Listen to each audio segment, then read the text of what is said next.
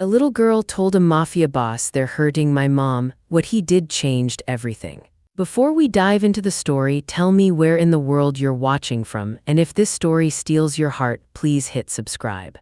The rain in the city did not wash away the grime, it only made the filth slicker, turning the neon-lit streets into mirrors that reflected the corruption festering beneath the asphalt. Lorenzo Vital stepped out of the brass-framed revolving doors of the Vital Security Tower, his presence commanding enough to part the evening crowd on the sidewalk. At 38, Lorenzo was a monolith of a man, his broad shoulders straining the seams of a bespoke Italian suit that cost more than most people in the city earned in a decade. He checked his watch, a platinum piece that felt heavy on his wrist, and signaled for his driver. The meeting with the city council had been a tedious exercise in bureaucracy, a dance of veiled threats and bribes to keep his private security firm and the criminal empire it fronted operating without police interference. He was tired, not the physical fatigue of a laborer but the bone-deep weariness of a predator who had run out of worthy prey. He felt the tug before he heard the voice. It was a tentative, terrified pull on the sleeve of his cashmere overcoat, barely strong enough to register against the heavy fabric. Lorenzo paused, his hand instinctively drifting toward the concealed firearm holstered beneath his jacket. He looked down. Staring up at him was a child who looked like a drowned rat, though far less likely to survive the night. She could not have been more than 6 years old, her curly hair plastered to her skull by the freezing rain, her oversized backpack looking like a turtle shell threatening to crush her tiny frame. Her shoes were worn through at the toes, and she was shivering so violently that her teeth chattered, yet her eyes, wide, brown, and desperate, held his gaze with a ferocity that startled him. Most grown men could not hold eye contact with Lorenzo Vital for more than 3 seconds without looking for an exit.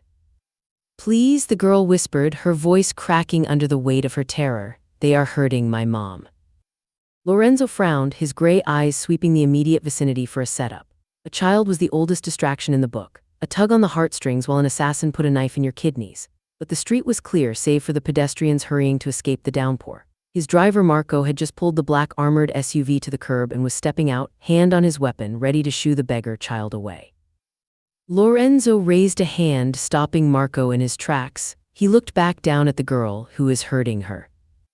"Bad men," she said, tears finally spilling over, hot tracks cutting through the cold rain on her cheeks. "They said they want the money. Mommy is crying. Please, you look like a giant. Please help."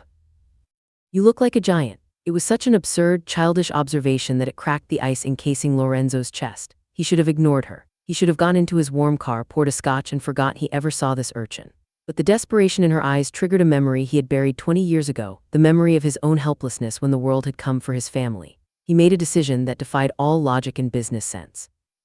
"Show me," Lorenzo commanded, his voice a low rumble of thunder. The girl did not hesitate. She grabbed his large, gloved hand with her freezing fingers and pulled. Lorenzo signaled Marco to follow in the car, and then he let the child lead him away from the financial district, crossing the invisible line that separated the predators from the prey. They walked for 10 minutes, the architecture shifting from glass skyscrapers to crumbling brick tenements. The smell of ozone and expensive perfume was replaced by the stench of rotting garbage and stale beer. They stopped in front of a building that looked like a jagged tooth in a rotten mouth, the front door hanging off its hinges.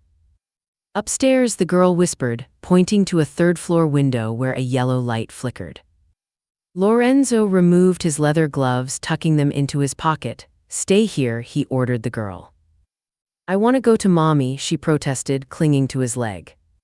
"Stay here," he repeated, his tone leaving no room for argument. "If I come back down, you will see her. If I do not, run to the police station." He did not wait for her answer. He entered the building, his Italian leather shoes making no sound on the urine-stained stairs. He ascended to the 3rd floor, the sounds of shouting growing louder with every step. He identified the door immediately. It was the only one vibrating with the force of a man's aggression. Lorenzo did not knock. He tested the handle, found it locked, and then stepped back. With a single fluid motion that utilized the entire torque of his hips and the weight of his body, he drove the heel of his boot into the lock mechanism. The wood splintered with a sound like a gunshot, and the door flew open, banging violently against the interior wall. The scene inside froze. It was a tableau of misery. The apartment was tiny, a studio with peeling wallpaper and furniture that looked salvaged from a dumpster. In the center of the room, a woman was backed against a stained kitchenette counter. She was petite, with dark wavy hair that fell in a curtain around a face pale with terror. Her blouse was torn at the shoulder, revealing a reddening bruise, but she held a small paring knife in her trembling hand, pointing it at the 3 men surrounding her. Lorenzo recognized the men instantly. Leather jackets, cheap cologne, and the distinct snake tattoo on the neck of the leader. The vipers, low-level filth that dealt in loan sharking and prostitution, bottom feeders who kicked up to a rival syndicate across town. The leader, a man with a broken nose and a gold tooth, spun around, a crowbar in his hand. "Who the hell are you?" he snarled, though the confidence drained from his face as he took in Lorenzo's size and the bespoke suit. The woman, Kim, gasped, her eyes darting from the thugs to the imposing stranger in her doorway. She looked ready to faint, but the grip on her knife didn't loosen. That resilience sparked something in Lorenzo. She was cornered, outnumbered, and beaten, but she was still ready to bleed for her survival. "I am the eviction notice," Lorenzo said, his voice calm, conversational, and utterly terrifying. The Viper leader laughed, a nervous, hacking sound. "Get lost, suit. This bitch owes us 20,000. We're taking it out in trade since she's broke." The implication hung in the air, heavy and rancid. Lorenzo looked at Kim. She shook her head frantically, tears streaming down her face. "It was my husband's debt," she choked out. "He's dead. I didn't know." "The debt died with him," Lorenzo stated, stepping fully into the room. He closed the shattered door behind him, sealing them in. "Not in our book," the second thug sneered, pulling a switchblade. Lorenzo did not waste breath on warnings. He moved. For a man of his size, his speed was unnatural, a blur of kinetic energy honed by years of combat training and street warfare. He closed the distance to the man with the knife in 2 strides. As the blade thrust toward his stomach, Lorenzo sidestepped, catching the man's wrist in a grip that crushed bone. The thug screamed as Lorenzo twisted the arm, driving the man's own knife into his thigh. The man collapsed, and Lorenzo pivoted, using the momentum to deliver a spinning backfist to the third thug who was rushing him. The impact sounded like a wet sandbag hitting pavement. The man crumbled, unconscious, before he hit the linoleum. The leader, the one with the crowbar, hesitated. He looked at his fallen comrades, then at the demon in the suit who hadn't even broken a sweat. "Do you know who we are? We're with salary. You touch me and..." Lorenzo crossed the room. The crowbar swung, a clumsy, desperate arc. Lorenzo caught the weapon mid-swing with his left hand, stopping it dead. He wrenched it from the man's grip and tossed it aside with a clatter. His right hand shot out, grabbing the leader by the throat and lifting him off his feet. Lorenzo slammed him against the wall, the plaster cracking behind the thug's head. "Salary manages his dogs better than this," Lorenzo hissed, his face inches from the gasping man. "Tell your boss that this territory has been rezoned." He released his grip, letting the man slide to the floor, gasping for air. "Get your trash and get out. If I see you in this zip code again, I will peel that tattoo off your neck with a rusty spoon." The conscious thugs scrambled, dragging their bleeding friend out of the apartment, leaving a trail of blood and fear in their wake. Lorenzo watched them go, ensuring the threat was neutralized before turning his attention to the woman. Kim had dropped the knife. She was sliding down the kitchen cabinets, her legs finally giving out as the adrenaline crashed. She wrapped her arms around herself, shaking violently. Lorenzo approached her slowly, keeping his hands visible as if approaching a wounded animal. "You are safe," he said, his voice dropping an octave, losing the serrated edge he had used on the men. Kim looked up at him, her eyes wide and glassy. Who are you? Why did you help us?" Lorenzo looked around the dismal apartment. He saw the empty cupboards, the bucket catching a leak from the ceiling, the photograph of the little girl on the rickety table. "A little girl told me they were hurting her mom," he said simply. "Mila," Kim breathed, a fresh wave of panic hitting her. "Where is she? Is she okay?" "She is downstairs. She is brave." Kim tried to stand, but her knees buckled. Lorenzo caught her. His hands were large and warm around her waist, stabilizing her with an effortless strength that shocked her. For a moment she was pressed against the solid wall of his chest, the scent of rain, expensive wool, and gunpowder filling her senses. It was a dangerous scent, but right now it was the only thing holding her up. "We cannot stay here," Lorenzo said, making the decision for her. "They will come back with more men and guns. Salary does not forgive debts easily." "I have nowhere to go," Kim whispered, shame coloring her cheeks. "I have no money. They took everything." Lorenzo looked into her eyes. They were a warm hazel, flecked with gold, beautiful despite the exhaustion bruising the skin beneath them. He felt a strange tightening in his chest, a protective instinct that roared to life louder than any logic. "You are coming with me," he stated. I don't even know your name." "I am Lorenzo Vital, and right now I am the only thing standing between you and a shallow grave." He didn't wait for her permission. He guided her toward the door, scooping up her purse and the framed photo of Mela as they passed the table. They descended the stairs, Lorenzo keeping himself between Kim and the shadows. When they emerged onto the street, the rain was still falling in sheets. Mila was waiting under the overhang, shivering. When she saw her mother, she let out a cry and ran to her. Kim fell to her knees in the slush, embracing her daughter, burying her face in the child's wet curls. They clung to each other, two castaways on a concrete island. Lorenzo signaled Marco, who brought the SUV around. He opened the back door, the warm, amber interior light spilling out onto the wet pavement like a promise of salvation. "Get in," Lorenzo said.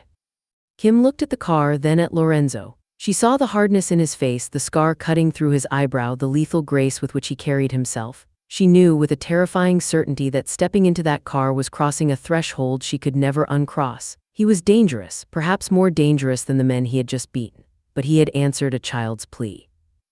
She picked up Mila and climbed into the car. Lorenzo followed, closing the heavy door and sealing out the noise of the city. "To the penthouse, Marco," he ordered. As the car pulled away, Lorenzo pulled out his phone. He dialed a number, his eyes fixed on the rearview mirror where the slum was fading into the distance. "It's me," Lorenzo said into the phone. "Put the word out on the street. The woman, Kim Cornell, she is not a random debtor. She is under the Vital protection. She is staff. Anyone who touches her answers to me." He hung up and looked at the woman sitting on the opposite leather bench. She was toweling Mila's hair with a napkin from the car's bar. She looked up, catching his gaze. "Why lie?" she asked softly. "I'm not your staff." Lorenzo leaned back, the shadows of the city passing over his face. "In my world, truth is a liability. A lie is a shield. Tonight you are my employee. It buys us time." "Time for what?" Lorenzo looked at the little girl who was now staring at him with hero worship in her eyes, and then at the mother whose vulnerability called to the darkest, most possessive parts of his soul. "Time to figure out how I am going to keep you alive," he said. The car sped toward the skyline, toward the glass towers that scraped the heavens, leaving the earth far below. Kim Cornell had prayed for a miracle, but as she looked at the man across from her, she feared she had made a deal with the devil. But as Lorenzo reached into the car's cooler and handed a bottle of water to Mila with a surprisingly gentle smile, Kim realized that even devils might have angels they wanted to protect. The lie had been spoken, now they had to live it. The elevator ride to the penthouse of the Vital security tower was a silent ascent into the stratosphere, the numbers on the digital display climbing with a smoothness that defied gravity. For Kim Cornell, the sensation was disorienting, a physical manifestation of her life being upended in the span of a single hour. She stood in the corner of the brushed steel cabin, clutching Mila's hand so tightly her knuckles were white. Mila, by contrast, was wide-eyed with wonder, her fear of the violent men in the apartment already eclipsed by the shiny, futuristic capsule transporting them to the sky. Lorenzo Vital stood near the doors, his back to them, a silent sentinel radiating attention that filled the small space. He had not spoken since they left the car, and the silence was heavy with the weight of what he had done and what he had promised. When the door slid open, they did not reveal a hallway but a cavernous living space that spanned the entire top floor of the building. The penthouse was a fortress of glass and charcoal stone, minimalist and imposing. Floor-to-ceiling windows offered a panoramic view of the city, the rain-slicked streets far below looking like veins of liquid gold and neon. It was beautiful, cold, and utterly terrifying. To Kim, who had spent the last 3 years counting pennies to afford a heating bill and a drafty walk-up, this display of wealth felt like a different planet. It felt like a trap. Lorenzo stepped out, removing his coat and tossing it onto a low leather divan with a casual grace that suggested he owned everything his eyes touched. He loosened his tie, the first sign of relaxation she had seen in him, though his shoulders remained tight. He turned to face them, his gray eyes inscrutable. "The guest wing is down the east corridor," Lorenzo said, gesturing to the right.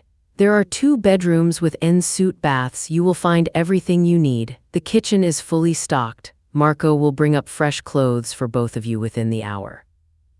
Kim stepped out of the elevator, her sneakers squeaking on the polished black marble. She felt small, an intruder in a museum. Mr. Vital, she started, her voice trembling slightly before she steeled herself. Lorenzo, I cannot accept this. The hotel, you mentioned safety, but this is the only place in the city salary cannot reach, Lorenzo cut in, his voice brooking no argument. The Vipers are bottom feeders, but they are persistent. If I put you in a hotel, you will be found by morning. If I put you in a safe house, someone will talk. Here, the only people who enter are people I own. You are safe. For how long? Kim asked, the question hanging in the vast room. Lorenzo walked over to a crystal decanter on a sidebar and poured himself a measure of amber liquid. He took a sip, the burn grounding him, before looking back at her. Until the debt is settled, until they believe the lie. And the lie is that I work for you, she said, testing the weight of the fabrication. Yes, you are my personal asset. In the underworld, touching a man's property is a declaration of war. Touching a man's employee is bad business. Salary cares about business. He won't risk a war with Vital security over a few $1,000s, but he will sniff around to see if the claim is legitimate, so we make it legitimate. Mila tugged on Kim's hand. Mommy, I'm hungry. The mundane request shattered the high-stakes tension. Lorenzo looked at the child, and for a fleeting second the mask of the Don slipped. He looked almost lost, unsure how to navigate the presence of a 6-year-old in his bachelor stronghold. The kitchen, he repeated, pointing. Eat whatever you want. Kim led Mila to the kitchen, a space that looked like it belonged in a culinary magazine, all stainless steel and hidden appliances. As she made a simple grilled cheese sandwich using bread and artisan cheese she found in the massive refrigerator, she watched Lorenzo from across the open-plan space. He had moved to the window, staring out at the city, his reflection a ghostly specter against the glass. He looked lonely, she realized with a start. The most powerful man in the city, standing in a castle in the sky, completely alone. The first 3 days fell into a strange, uneasy rhythm. Lorenzo was gone before they woke, vanishing into the world of corporate boardrooms and back-alley dealings, and returned only after the city had gone dark. Kim spent her days trying to keep Mila occupied and out of trouble, which was difficult in a house filled with expensive art and sharp edges. She found herself cleaning not because the place was dirty. A maid service came twice a week, she learned, but because she needed to feel useful. She needed to pay her way.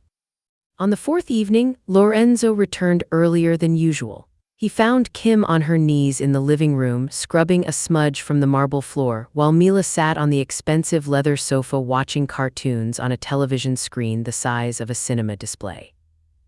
Lorenzo stopped in the entryway, his brow furrowing. What are you doing? Kim jumped, dropping the rag. She scrambled to her feet, wiping her hands on her jeans. Mila spilled some juice. I didn't want it to stain. I have people for that, Lorenzo said, walking past her to the bar. He looked tired, the lines around his eyes etched deeper than before. He poured a drink, bypassing the glass and drinking straight from the tumbler. I can't just sit here, Kim said, her voice rising with frustration. I'm not a freeloader. You've given us clothes, food, a roof. I need to do something. If the lie is that I work for you, then let me work. I can clean, I can cook, I can organize files. I was an office manager before everything fell apart. Lorenzo turned, leaning his hip against the counter. He studied her, really looked at her for the first time in days. She was wearing the clothes Marco had brought, simple, high-quality slacks and a cashmere sweater, but she still wore them like armor. Her chin was tilted up, defiant. She was terrified of his world, yet she refused to be cowed by it. It was an intoxicating combination. You want a job? He asked. I want to earn my keep. Fine, Lorenzo said, setting his glass down. My household manager is efficient but lacks warmth. You will manage the domestic affairs. You will ensure the fridge is stocked with something other than protein shakes and scotch. You will handle the dry cleaning schedules. And he paused, his gaze drifting to Mila, who was watching them over the back of the sofa. You will ensure the girl has what she needs for school. I will have Marco arrange for her enrollment in a private academy nearby. School? Kim blinked, tears springing to her eyes. I couldn't afford to send her this year. She missed the deadline. I own the school board, Lorenzo said simply. She starts Monday. The generosity was so casual, so immense that it knocked the wind out of her. Kim took a step toward him, an impulsive need to thank him warring with the instinct to keep her distance. Why? She whispered. Why are you doing all this? Lorenzo pushed off the counter, closing the distance between them. He stopped inches from her, his scent enveloping her, cedar, rain, and raw power. He towered over her, casting a shadow that should have been frightening but instead felt like shelter. Because when I look at you, he said, his voice a low rumble that vibrated in her chest, I see someone who is fighting a war she cannot win alone, and I hate losing wars. He walked away before she could respond, retreating to his study and locking the door. Kim stood there, her heart hammering against her ribs like a trapped bird. She realized then that the danger wasn't just the men outside with guns. The danger was in here, in the way her body reacted to his proximity, in the way she wanted to lean into the fire even if it meant getting burned. The following week, the Vipers made their first move. It wasn't a physical attack, it was a probe. Lorenzo was in his office at the Vital Security headquarters, a glass-walled room that overlooked the operations floor. Marco entered, his face grim. "Boss," Marco said, closing the door and engaging the soundproofing. "We have a problem. Salary's accountant has been digging into our payroll records. They're looking for Kim Cornell's tax forms." Lorenzo didn't look up from the documents he was signing, and they won't find them because she hasn't been on the payroll. "Fix it," Lorenzo commanded, his pen scratching across the paper.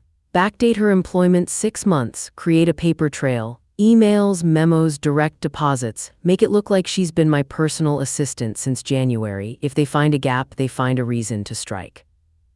"It's risky, Lorenzo," Marco warned. "Forging bank records is one thing, but if Salary takes this to the commission, claims we killed his men over a civilian, we lose the high ground. The other families will view it as an act of aggression." Lorenzo finally looked up, his eyes cold steel. "It was an act of aggression, but they don't know that. Make the records perfect, Marco. I want Kim Cornell to look like the most essential employee this company has ever had." "You're getting too deep," Marco said, daring to cross the line of insubordination. "She's a distraction. The girl is a liability. We should cut them loose, send them to Europe with a payout." "No," Lorenzo slammed his hand on the desk, the sound cracking like a whip. "They stay, end of discussion." Marco nodded slowly, backing down. "Understood, Don Vital." Lorenzo watched him leave, then swiveled his chair to look out the window. He knew Marco was right. Strategically, Kim was a weakness. But every night when he came home, the penthouse felt less like a mausoleum. There was the smell of actual food cooking, roast chicken, garlic, herbs, instead of the sterile scent of cleaning products. There were drawings of superheroes taped to the refrigerator. There was life, and for a man who trafficked in death, life was the ultimate luxury. That night, a thunderstorm raged over the city. The power flickered in the penthouse, the wind howling against the reinforced glass. Lorenzo found Mila sitting in the hallway outside her room, clutching a stuffed bear, her eyes wide with terror. "The thunder is loud," she whispered as he approached. Lorenzo crouched down, balancing on the balls of his feet, the bespoke suit fabric pulled tight across his thighs. "It is just noise, Mila. It cannot hurt you inside here. This building is made of steel and stone. Nothing gets in." "The bad men were loud too," she said, her voice trembling. Lorenzo felt a pang of rage so acute it nearly choked him. He reached out, hesitating, before placing a large hand on her shoulder. "I am louder than the bad men," he said fiercely, "and I am stronger. As long as you are in my house, the monsters have to be afraid of me." Mila looked at him, searching his face. Then, with the unreserved trust of a child, she launched herself forward, wrapping her tiny arms around his neck. Lorenzo froze. He hadn't been hugged in 30 years. He held his hands up awkwardly for a moment, afraid he might crush her, before slowly, tentatively wrapping his arms around her small frame. She felt fragile, precious. He looked up to see Kim standing at the end of the hallway. She was wearing a silk robe he had ordered for her, her hair loose around her shoulders. She was watching them with an expression that broke his heart, gratitude mixed with a profound sadness. Lorenzo stood up, lifting Mila effortlessly into his arms. "I will tuck her in," he said to Kim, his voice rough. He carried the child to her bed, sat with her until her breathing evened out into sleep, and then quietly exited the room. Kim was waiting for him in the living room. She had 2 glasses of whiskey on the low table and was standing by the window. "Thank you," she said, not turning around. She hasn't slept through the night since it happened. Lorenzo picked up a glass and downed it. "She is a brave girl." "She thinks you're a hero." Kim turned to face him. The dim light from the city cast half her face in shadow, emphasizing the curve of her lips and the slope of her neck. "I am no hero, Kim. You know what I am. I kill men who get in my way. I extort businesses. I run a city built on vice." I know, she stepped closer, the silk of her robe rustling. But you saved us. The good men, the police, the lawyers, the bankers, they let us drown. You were the only one who pulled us out. She was too close now. He could see the pulse fluttering in her throat. The air between them crackled with a tension that had been building for days, a magnetic pull that defied all his rules. She was a civilian, she was a mother, she was under his protection, she was forbidden. You should go to bed, Lorenzo said, his voice straining with the effort of restraint. I don't want to be alone tonight, Kim whispered. It wasn't an invitation for sex, not explicitly, but it was an admission of a need that went deeper. She reached out, her fingers brushing the lapel of his jacket. Lorenzo caught her hand. His grip was firm, stopping her, but he didn't let go. His thumb traced the sensitive skin of her wrist, feeling the racing heartbeat beneath. He looked at her mouth, thinking of how easy it would be to cross the line, to take what he wanted. He wanted to consume her warmth, to use it to drive out the cold that had lived in his marrow for decades. But if he touched her, he would never be able to let her go, and if he couldn't let her go, he couldn't protect her.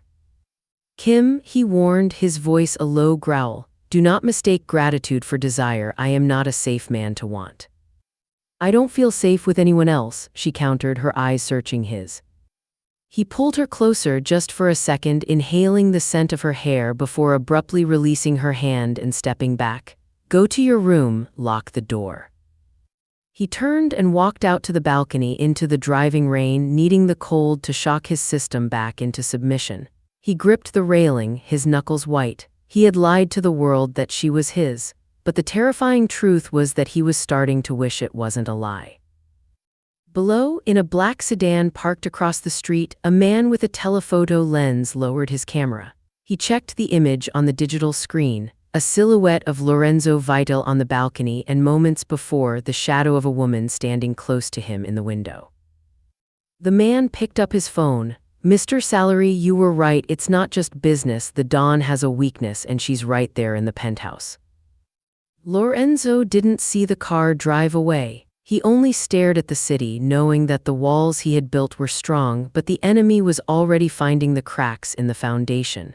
And the biggest crack was the beating heart he thought he had buried long ago.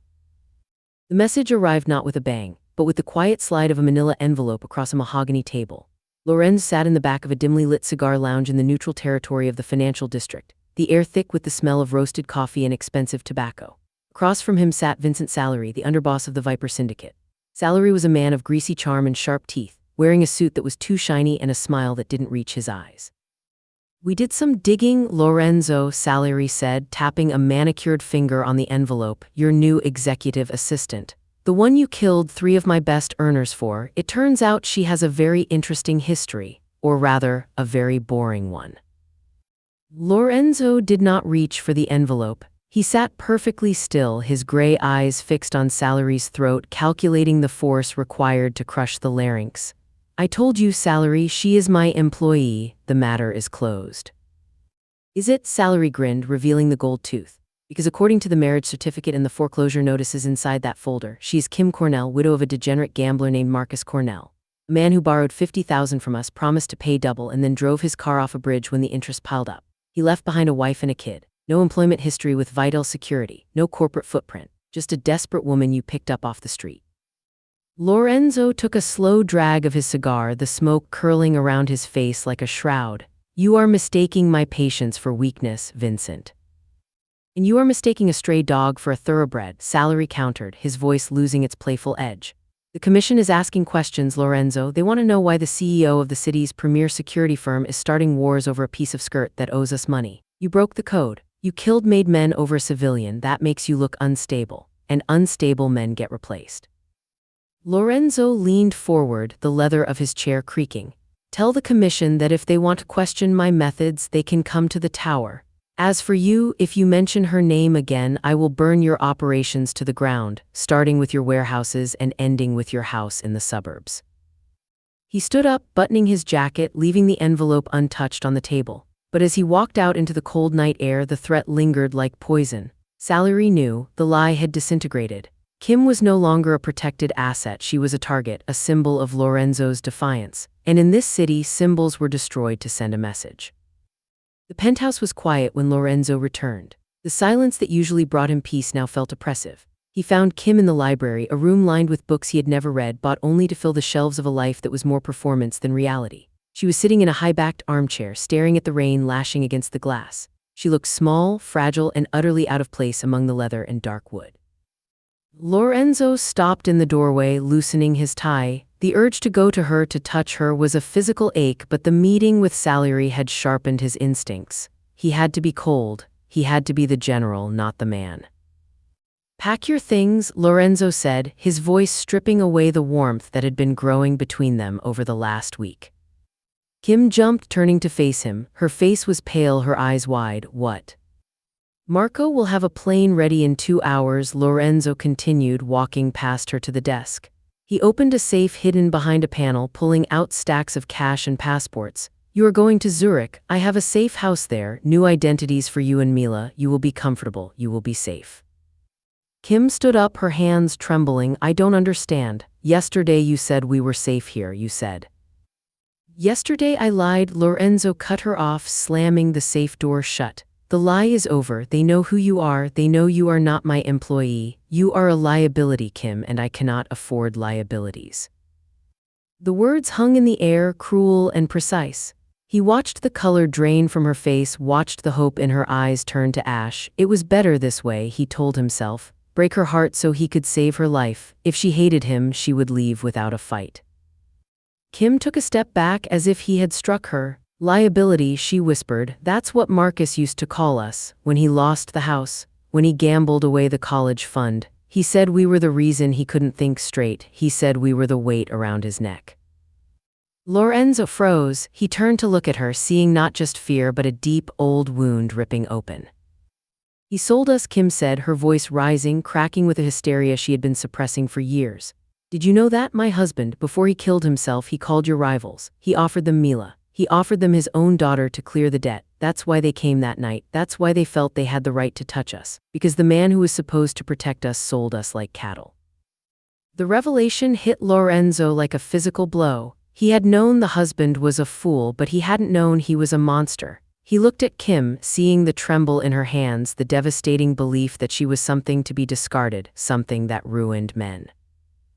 "And now you're doing the same thing," she said, tears spilling over, hot and angry. "You're shipping us off because we're inconvenient, because we're costing you too much. Just tell me the truth, Lorenzo, do not lie to me. Am I just another debt you're trying to clear?" She was shaking, her resilience fracturing under the weight of her trauma. She expected him to confirm it. She expected him to be another Marcus, another man who valued his own survival over hers. Lorenzo crossed the room. He didn't walk, he stormed. He closed the distance between them in seconds, grabbing her by the shoulders. His grip was hard, bordering on painful, but it was grounding. He forced her to look at him, to see the fire burning in his gray eyes. "Do not ever compare me to him," Lorenzo snarled, his voice a low, dangerous rumble. "He was a coward who sold his blood for money. I am a man who would burn this entire city to the ground before I let anyone touch a hair on your head."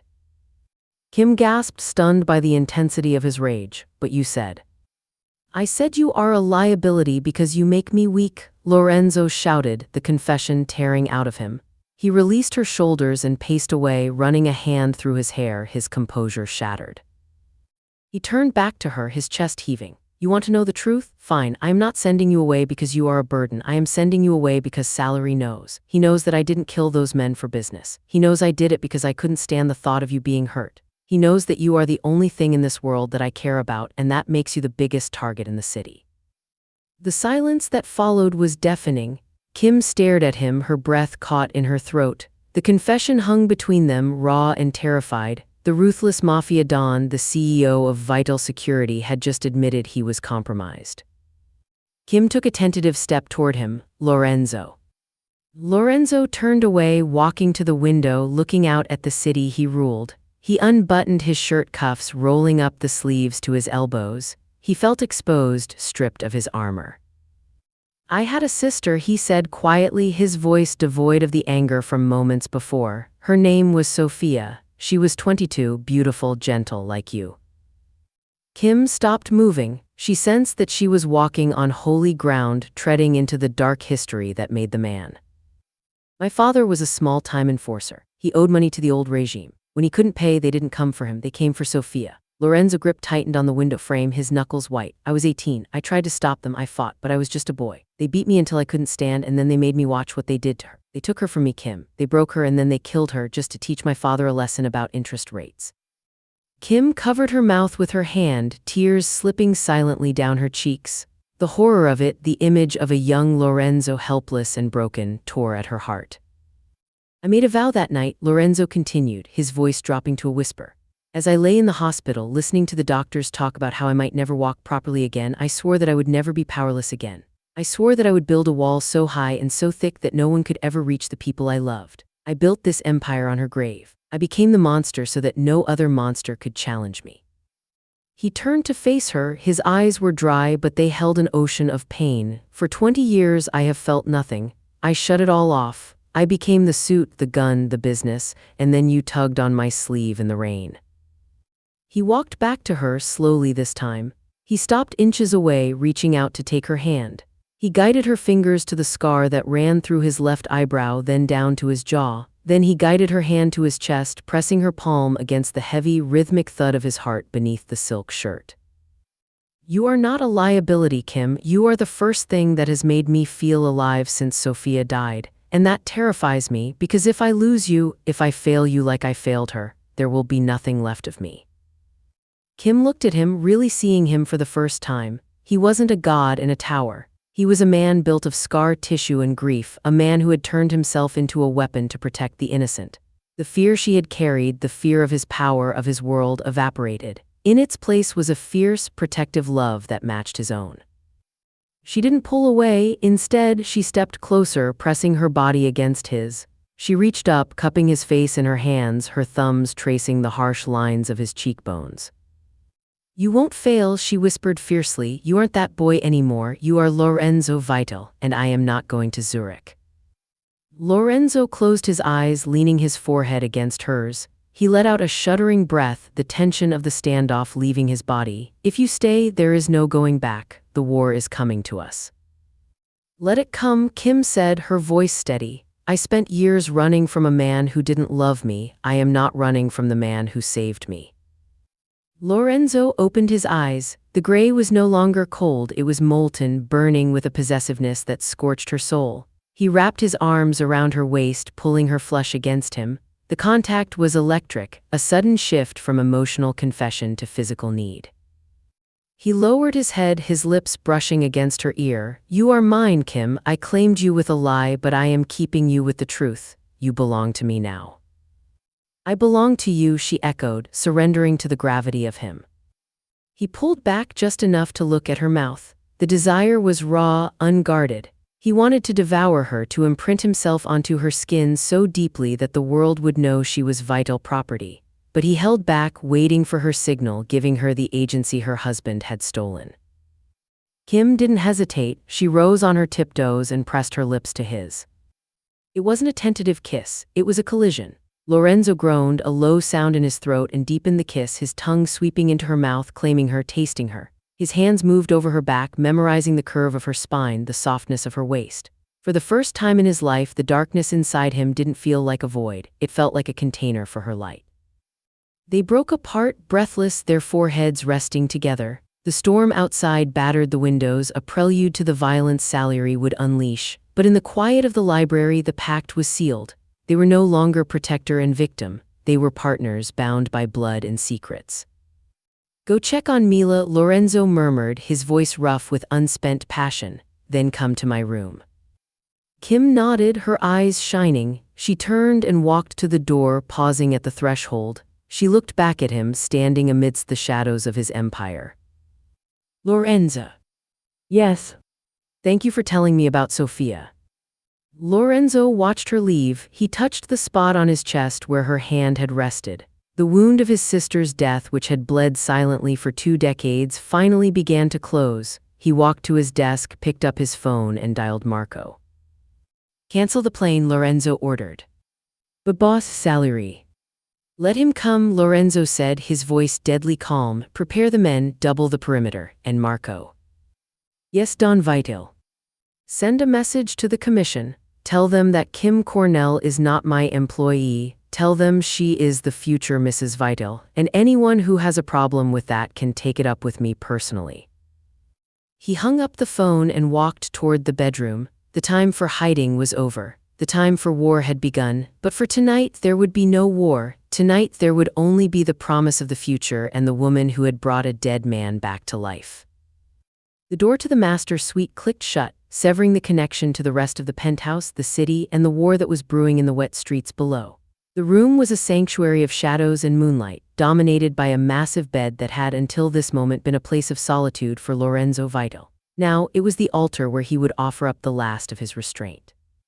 Kim stood near the foot of the bed, the silk of her robe shimmering in the dim light. She looked ethereal yet entirely grounded in the heavy, expectant silence of the room. Lorenzo moved toward her, shedding his jacket, his tie, the armor of the businessman falling away to reveal the predator beneath. But tonight the predator was not hunting for blood. He was starving for something far more dangerous. He stopped before her, his large hands coming up to cup her face, his thumbs brushing the hollows of her cheeks. "You are sure?" he asked, his voice a rough grate of gravel and velvet. "Once this happens, Kim, I become your world. There is no door out. I stopped looking for the exit the moment you walked into that apartment," she whispered, leaning into his touch. Lorenzo let out a breath he felt like he had been holding since he was 18.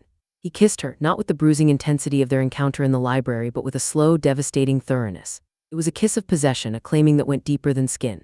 When he lifted her into his arms, she felt light, precious, a stark contrast to the heavy burden of the empire he carried. He laid her on the charcoal sheets, following her down, his body covering hers like a shield.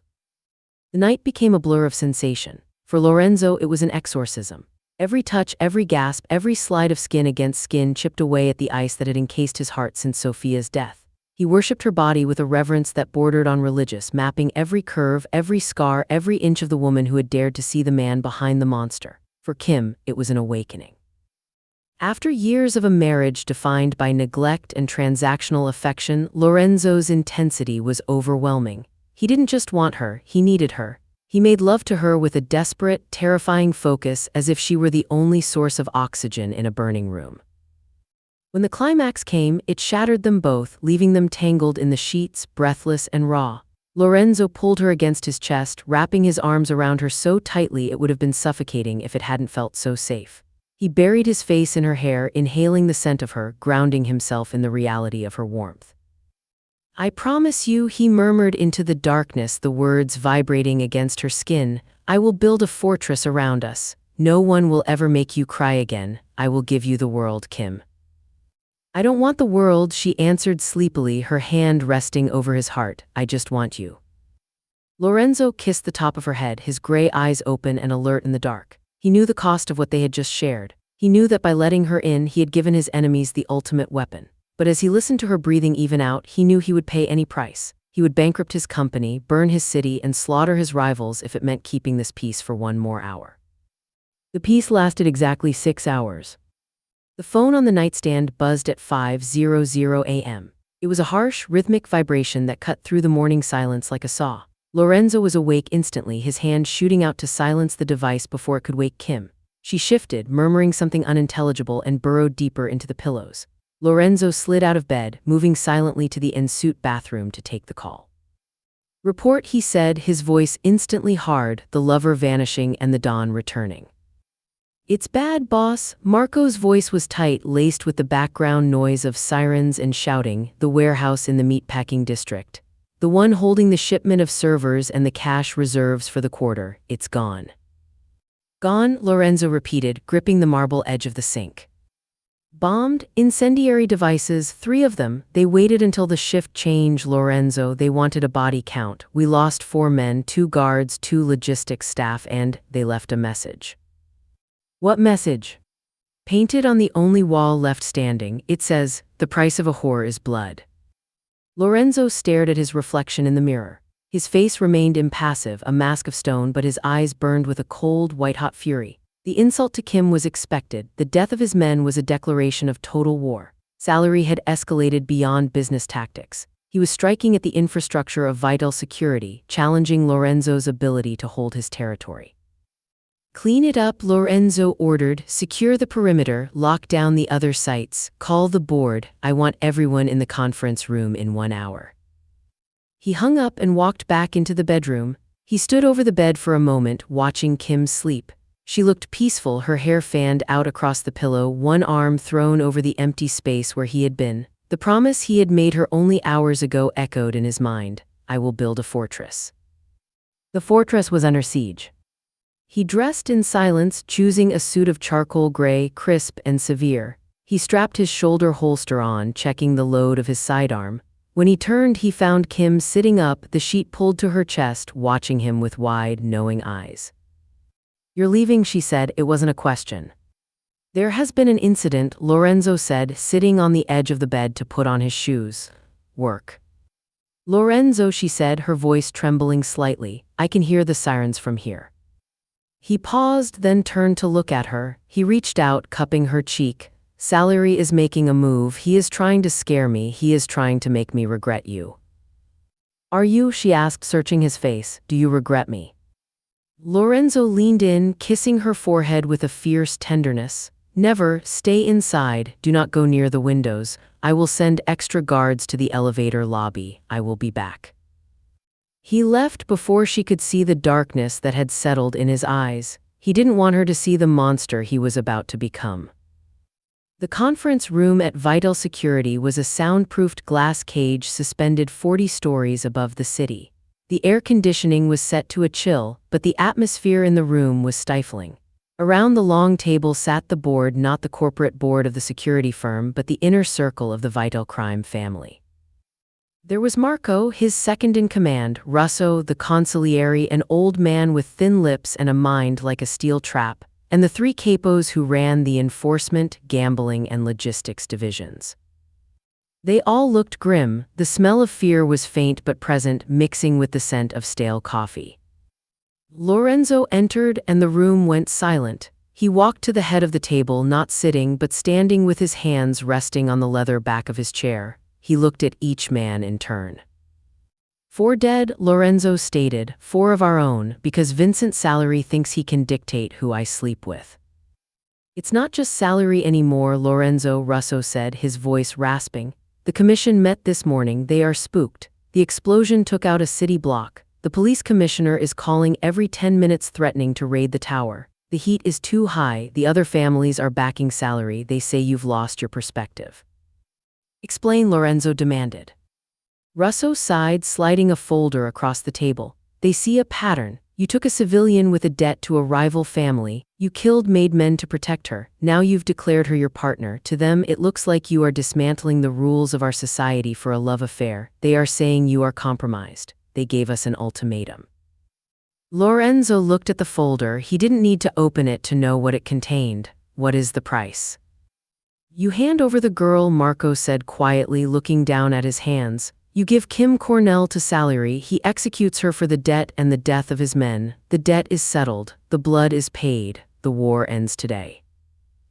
The room was deadly silent. Lorenzo looked at his men. These were men he had bled with, men he had made rich. And now they were looking at him with pleading eyes, begging him to sacrifice one woman to save their empire. And if I refuse, Lorenzo asked softly. Then we are alone, Russo said. The commission sanctions a hit on the entire Vital organization. All other families will move against us. Our accounts will be frozen. Our shipments will be seized. We will be fighting a war on 4 fronts. We don't have the manpower, Lorenzo. We don't have the capital. If you keep her, the company falls. The family falls. You lose everything you built for Sofia. Lorenzo flinched at his sister's name. It was a low blow calculated to manipulate him. He walked to the window, looking out at the skyline. He saw the smoke rising from the meatpacking district, a black smudge against the gray sky. He thought of the empire he had built. The steel, the glass, the billions of dollars, the army of soldiers. He had built it all to ensure he never had to bow to anyone again. He had built it to be free. But if he gave Kim up, was he free, or was he just another slave to the system, another cog in the machine that ground people into dust? If he handed her over to be butchered by animals like Salary, he wasn't honoring Sofia's memory. He was spitting on it. He turned back to the room. His face was unreadable. You want me to make a business decision, Lorenzo said. It is the only logical choice, Russo urged. 1 life against hundreds. one woman against the empire. Lorenzo nodded slowly. He walked over to Russo. He placed a hand on the old man's shoulder, a gesture that looked almost affectionate. "You have served my father and you have served me," Lorenzo said. "You taught me that emotion is a liability, that the family comes first." "Always," Russo nodded, relieved. Lorenzo's hand moved from Russo's shoulder to the back of the old man's neck. In a blur of motion, he slammed Russo's head down onto the mahogany table. The sound was sickening. Russo slumped forward, unconscious or worse. The other men jumped to their feet, hands going to their weapons, but they froze when they saw the look in Lorenzo's eyes. It was the look of a man who had just burned his ships. "The family does come first," Lorenzo snarled, his voice filling the room. "But you have forgotten who the family is. The family is not the money, it is not the buildings, it is the blood, and Kim Cornell is my blood now." He looked at Marco. "You want to hand her over, you want to be logical, go ahead, try to take her, see what happens." Marco raised his hands, shaking his head. "I'm with you, boss, to the end, you know that." Lorenzo looked at the other capos. They were terrified, wavering. "If you are not with me, leave now," Lorenzo commanded. "Walk out that door and never come back. But if you stay, understand this, we are no longer a business. We are a war machine. I am done playing CEO. I am done negotiating with the commission. Salary wants a war, I will give him an apocalypse." One by one, the capos sat back down. They were killers and they recognized the alpha. Lorenzo Vital had finally shed the skin of the businessman. The monster was out and they would rather be behind him than in his path. "Get the tactical teams," Lorenzo ordered, his voice icy calm. "Empty the armory, liquidate the offshore accounts and convert everything to crypto and cash. We are going to the mattresses." "What is the first move?" Marco asked, the adrenaline of the moment sharpening his focus. Lorenzo buttoned his jacket, adjusting his cuffs. "Salary bombed my warehouse. He thinks I will respond with a counterattack on his assets. He thinks I care about money." He walked to the door, pausing to look back at his war council. "Send a team to Salary's son's school, pick him up, don't hurt him, just bring him to the penthouse." "You're kidnapping his kid?" Marco asked, shocked. "That breaks every rule." "I told you," Lorenzo said, opening the door. "The rules are dead. Salary targeted my family, now I have his, we wait for him to come to us." Lorenzo returned to the penthouse as the sun began to set, casting the city in a blood-red hue. The elevator ride was agonizing. He had just declared war on the entire underworld. He had put a target on his back that could be seen from space. He had effectively destroyed the legitimate side of his business. He found Kim in the kitchen, cooking pasta with Mila. The domesticity of the scene, the steam rising from the pot, the sound of Mila's laughter, the smell of tomato sauce hit him like a physical blow. It was so fragile. Kim looked up as he entered. She saw the tension in his jaw, the darkness that clung to him like a second skin. She wiped her hands on a towel and walked over to him, stopping just out of reach. "What happened?" she asked softly. Lorenzo looked at her. He saw the woman who had saved him from his own coldness. He saw the reason he was about to burn the city down. "I made a choice," he said, his voice hoarse. "The board wanted me to give you up to stop the war." Kim went still, and I broke the board," Lorenzo said. He stepped forward, wrapping his arms around her, burying his face in her neck. "I chose you, I chose us." Kim held him, feeling the tremors in his body. She knew what that choice meant. She knew the price he was paying. He was sacrificing his power, his standing, his safety, all for her. "They will come for us," she whispered. "Let them come," Lorenzo said, lifting his head to look into her eyes. "The penthouse is secure. My best men are downstairs. We are going to weather the storm, Kim, but you need to know, the man who walks out of this room when this is over, he won't be the CEO of a security firm. He will be something else, something worse. Can you live with that?" Kim looked at the scar on his brow, the gray eyes that held a storm of their own. She thought of the men who had threatened to hurt Mila. She thought of the system that had crushed her husband. She realized that in a world of wolves, the only safety was in loving the biggest wolf. "I don't care what the world calls you," she said fiercely, gripping his lapels. "You are the man who saved my daughter. You are the man who loves me. Be whatever you have to be to keep us alive." Lorenzo nodded, a grim smile touching his lips. He kissed her, a brief, hard seal on their pact. "Take Mila to the panic room," he said. "It begins tonight." As if on cue, the lights in the city below flickered. Far in the distance, sirens began to wail, a chorus of mechanical screams. Lorenzo walked to the floor-to-ceiling window, watching the convoy of black SUVs snake its way through the traffic, heading toward the Vital Tower. The price had been paid, now it was time for the reckoning. The elevator chimed. It was a cheerful, digital sound that belonged in a hotel lobby, completely at odds with the carnage that was about to unfold. Lorenzo stood in the center of the living room, his jacket discarded, his sleeves rolled up to reveal the tattoos that twisted around his forearms like vines of ink. In his hands he held a customized carbine, the matte black finish drinking in the dim emergency lighting. Behind him, the heavy steel door of the panic room was sealed shut, hidden behind a false panel in the library wall. Kim and Mila were inside. That was the only thought that allowed his heart to beat with a steady, rhythmic thrum. They were safe, everything else, the glass, the art, the legacy of the Vital Tower, was expendable. Marco crouched behind the overturned marble kitchen island, flanked by 3 of their best tactical enforcers. They were the last line of defense. The lobby security had gone dark 10 minutes ago, silenced by a coordinated assault that reeked of Salary's desperation. The police scanners were silent, indicating a payoff so massive it had bought a 30-minute window of lawlessness in the heart of the city. "Here they come," Marco whispered, checking the feed on his tablet. "They're cutting the power." The lights died instantly. The penthouse plunged into an abyssal darkness, broken only by the ambient glow of the city's skyline through the floor-to-ceiling windows. The rain was still falling, streaking the glass like tears. Then the world exploded. The elevator doors didn't open, they were blown off their tracks by a breaching charge. The concussion wave rattled the teeth in Lorenzo's skull, smoke and debris filled the entryway, and through the haze, shadows moved. Red laser sights cut through the dust, searching for targets. Lorenzo didn't wait, he opened fire.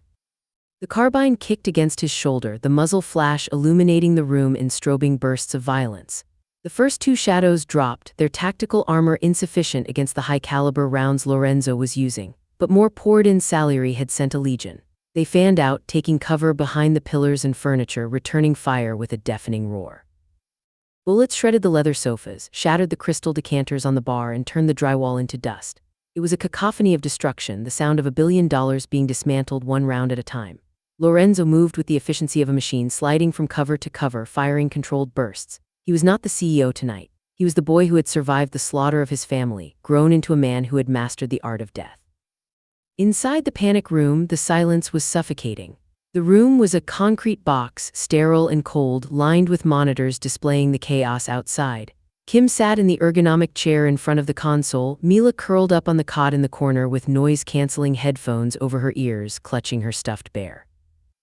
Kim watched the screens, her hands gripping the edge of the desk so hard her fingernails threatened to crack. She saw the muzzle flashes. She saw the men swarming into the home Lorenzo had given her. She saw Lorenzo, a dark silhouette amidst the flashes, fighting like a demon. He was outnumbered, she could see it on the thermal feeds. There were 12 heat signatures pushing into the room, flanking Marco's position. Lorenzo was pinned down behind a structural column, taking heavy fire. "He's going to die," a voice in her head whispered. "The history is repeating itself. The men are coming and the protector is going to fall." "No." Kim looked at the console. Lorenzo had shown her the basics of the system days ago, a passing lesson on how the smart house features worked. He had joked that the penthouse was more spaceship than apartment. "Control the environment," he had said. "The house is a weapon if you know how to use it." She scanned the interface. The security protocols were locked out for general users, but she was in the panic room. She had the master override, her fingers hovered over the touchpad. She wasn't a soldier. She wasn't a killer. But she was a mother, and she was a woman in love with a man who was bleeding for her. She saw a group of 5 Vipers stacking up near the kitchen, preparing to rush Marco. They were in a tight formation, unaware they were standing directly under the halon gas suppression vents intended for grease fires. Kim tapped the screen, Zone 4, Fire Suppression, Manual Override. On the monitor, she saw the vents blast open. A thick white cloud of chemical gas dumped onto the attackers. They flailed, choking, blinded by the sudden fog. Now Lorenzo, she screamed at the screen though he couldn't hear her. But Lorenzo was a predator, he didn't need to hear her to sense the opportunity. He saw the enemy formation break, saw them stumbling in the gas. He broke from cover, signaling Marco. They advanced, picking off the blinded targets with ruthless precision. Kim didn't stop, she cycled through the controls. She saw two men trying to flank Lorenzo near the balcony. She hit the controls for the heavy automated storm shutters. The metal slats slammed down over the windows with the force of a guillotine. One man was clipped by the descending metal, knocked off balance. The other was distracted long enough for Lorenzo to put 2 rounds in his chest. She was fighting with him. From inside her concrete box, she was his eyes, his environmental control. She was the ghost in the machine. The firefight had lasted 12 minutes, but it felt like 12 years. The living room was a ruin. Bodies lay scattered across the expensive rugs. The air was thick with the smell of cordite, blood, and the chemical tang of the fire suppressant. Lorenzo stood near the center of the room, breathing hard. A bullet had grazed his left arm, tearing the white shirt and leaving a streak of red, but he barely felt it. Marco was down, clutching a thigh wound but conscious and still holding his weapon. "Clear," Marco grunted. Lorenzo scanned the room. The silence was returning, heavy and wet, but it wasn't over. Slow clapping echoed from the shattered elevator shaft. Vincent Salary stepped over the twisted metal of the doors. He was not wearing tactical gear. He was wearing a cream-colored suit, now stained with soot. He held a heavy revolver in one hand, and with the other he dragged a young man, his own son, barely 18, who looked terrified and beaten. Lorenzo aimed his carbine at Salary's head. "Let the boy go, Vincent." Salary laughed, a jagged, manic sound. "You took my son, Lorenzo, you broke the rules." "I took him to a safe house," Lorenzo corrected, his voice steady. "I didn't hurt him, I kept him as insurance. You are the one dragging him into a kill box."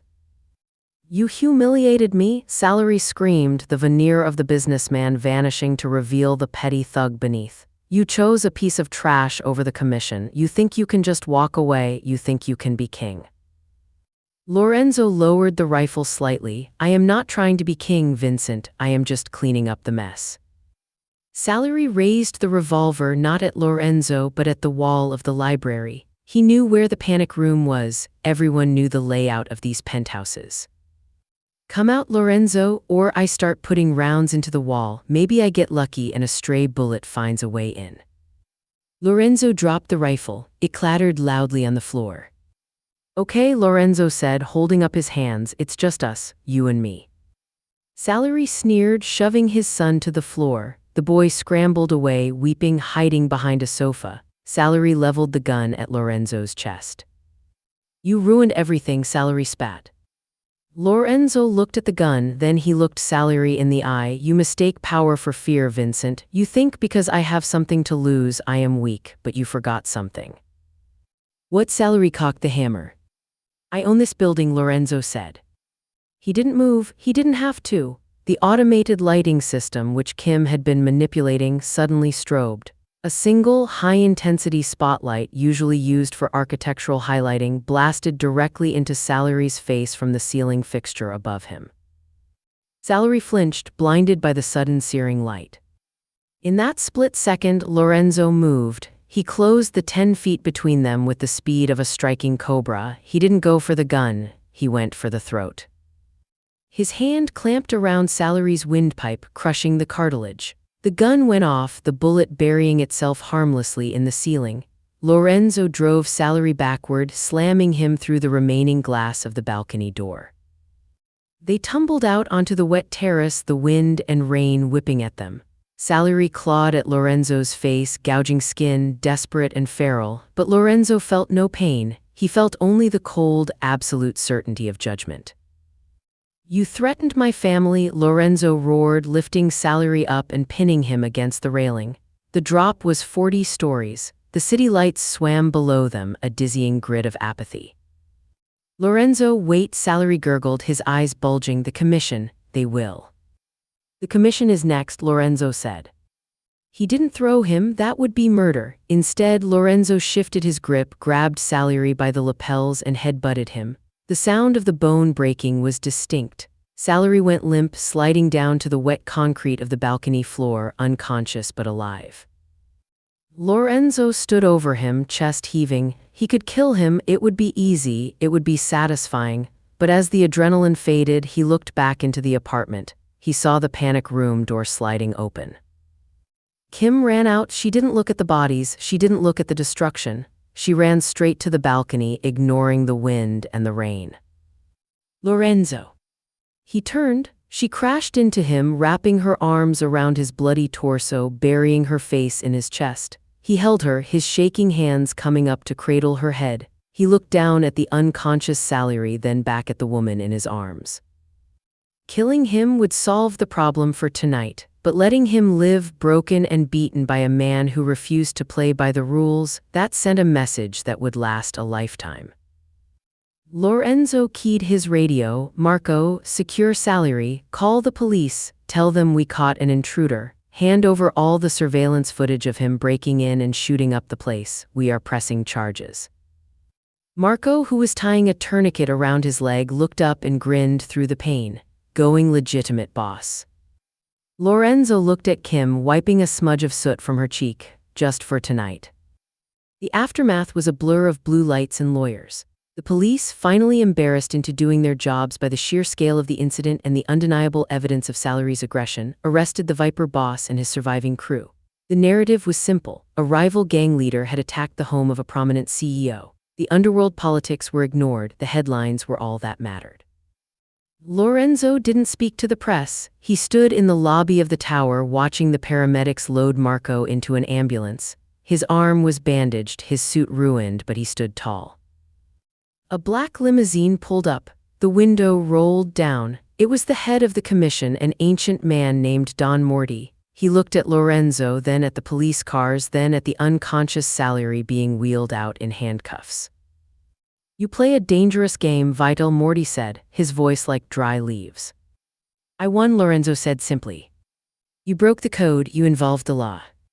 I used the tools available. Lorenzo leaned down, his face inches from the window. Listen to me, Morty. The old ways are dead. Salary tried to use force and he lost. You tried to use leverage and you lost. From now on, Vital Security operates independently. If you touch my shipments, I will buy your banks and foreclose on your houses. If you touch my family, I will not send soldiers. I will send lawyers, senators, and news crews. I will dismantle you in the light of day.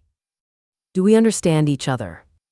Morty stared at him for a long time. He saw the change. Lorenzo was no longer just a mob boss. He was a hybrid, a monster who could walk in the sunlight. He was untouchable. We understand, Morty said, rolling up the window. The car drove away. Lorenzo turned and walked back into his building. He took the service elevator up, bypassing the ruined penthouse floor, and went to the guest suite on the 30th floor where he had moved Kim and Mila. He entered the room quietly. Mila was asleep on the sofa, still clutching her bear. Kim was sitting on the floor next to her, staring out the window. She looked up as he entered. She stood, walking over to him. She examined his bandaged arm, her touch gentle. Is it over? She asked. Lorenzo nodded. The Vipers are done. The commission backed down. It's over. Kim let out a long breath, leaning her forehead against his shoulder. What do we do now? The penthouse is destroyed. Your business. My business is fine, Lorenzo said, resting his chin on her head. Buildings can be repaired, money can be made, but I realized something tonight, Kim. What? I don't want to just survive anymore, I want to live. He reached into his pocket, pulling out a small velvet box. It was stained with a drop of blood on the corner, a testament to the night's violence. I bought this 3 days ago, Lorenzo said, opening it. Inside was a diamond, simple and flawless, set in platinum. I was going to wait. I was going to do this properly with dinner and wine and no gunfire, but after tonight, I don't want to wait. Kim stared at the ring, then at him, her eyes filled with tears. Lorenzo Vital, she whispered. Marry me, he said, not for protection, not for the lie. Marry me because I cannot breathe without you. Marry me because you are the only person who has ever fought for me. Let me be Mila's father. Let me give you the life you deserve. Kim laughed, a wet, choked sound of pure joy. She took the ring, sliding it onto her finger. It fit perfectly. Yes, she said, yes. Lorenzo kissed her, and for the first time in his life there was no shadow looming over him. There was only the light. 6 months later. The summer sun was warm on the terrace of the lakeside villa in Como. The air smelled of jasmine and lemon trees. It was a world away from the gray rain of the city. Lorenzo sat at a large wooden table, a tablet in front of him. He was reviewing the quarterly reports for Vital Global. The security firm had expanded, moving almost entirely into legitimate cybersecurity and high-end corporate protection. The criminal elements of his empire had been systematically purged or legitimized. It turned out that making money legally was actually more profitable and significantly less stressful than racketeering. "Daddy!" The shout came from the garden. Lorenzo looked up, smiling as Mila ran toward him. She was taller now, her cheeks rosy with health, her hair tied back in a ribbon. She slammed into his legs, holding up a drawing. "Look, I drew the boat."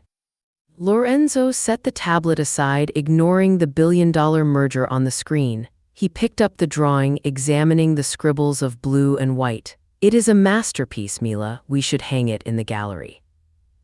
Kim walked out onto the terrace carrying a tray of lemonade. She wore a white sundress, her hair loose and waving in the breeze.